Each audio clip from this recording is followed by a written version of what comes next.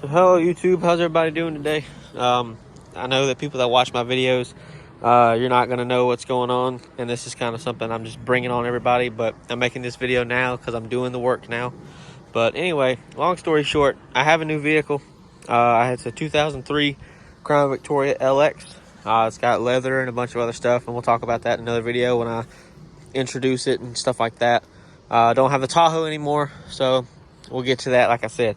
But anyway, this video is on a part that apparently fails quite often on these vehicles. It never happened to the three vehicles that I had like this one. So I had a 2005 Crown Victoria. It was a police interceptor. Never had this problem. I had a 2003 Grand Marquis. Never had this problem. And I also had a 99 Town Car, and it never had this problem. And the problem I'm talking about is the oil filter gasket, or the oil filter housing gasket, or oil filter whatever you want to call it. Look, pretty much the thing that the oil filter bolts onto, this is it. So the oil filter adapter, oil filter housing, whatever, this is it. I have it cleaning. I'm going to clean it with some degreaser because it is disgusting, and it's got oil all over it, as you can see on the back. Coolant and oil run through this. So coolant runs through right here, which is what the filter neck's for, and oil goes through right here.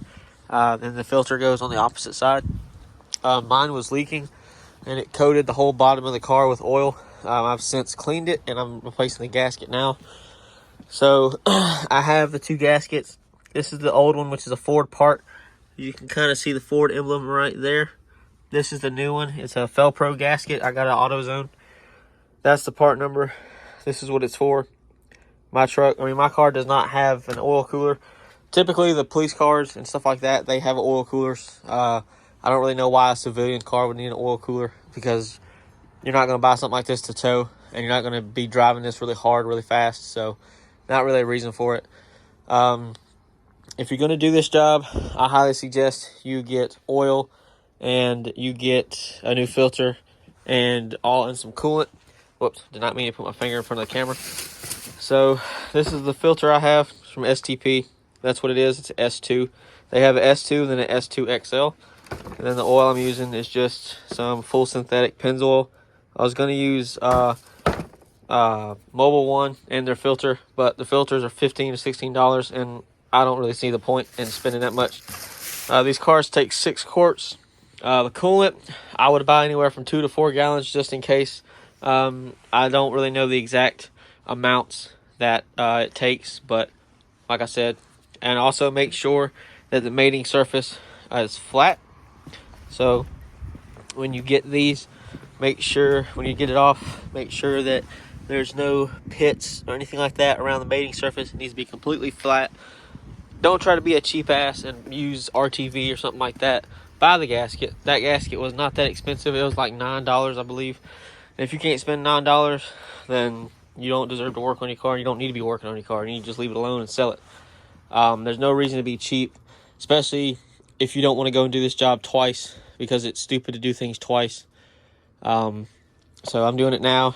Get it over with. I might have to change the drain plug again, or I may have to replace the oil pan or try to fix the threads, because the threads on the drain plug that I pulled out are kind of ruined from the previous owner. So we'll have to cross that bridge when we get to it. And I've seen the oil pan gaskets on these, and I see how hard they are to change. So it's not something I want to do, because I originally thought that it was the oil pan gasket that was leaking because it was dripping really bad on the driveway and stuff.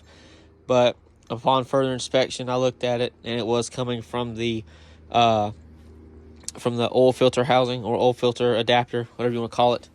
So yeah, but like I said, there'll be a video completely going over what this car is, blah blah blah, all that stuff. So anyways, I haven't driven it also because, like I said, it's leaking oil everywhere, and it didn't have a lot of oil in it when I got it, and I noticed when I looked at it that it was coated underneath. So I got some money off of it because of that. But like I said, I'll talk about that in a separate video. It's got issues. It's a used car, so it's a lot older than the Tahoe is, or was. Tahoe was a 2006. This is 2003, so it's 3 years older, and it's got the same amount of miles. So like I said, we'll go into that in another video, and I'll say what's wrong with it, what it is, blah blah blah, stuff like that. So I hope this video helps. I'll show the part number one more time. It's an oil filter adapter gasket. So this is what it is. They look all the same pretty much, but there you go. You don't want the coolant and the oil converging. You don't want them mixing, because that, some people may think that it's a head gasket when all it probably is this. So just keep an eye on that. You don't want it to be a disgusting mess like mine was. So there you go. I hope you guys enjoyed, and I'll see you later.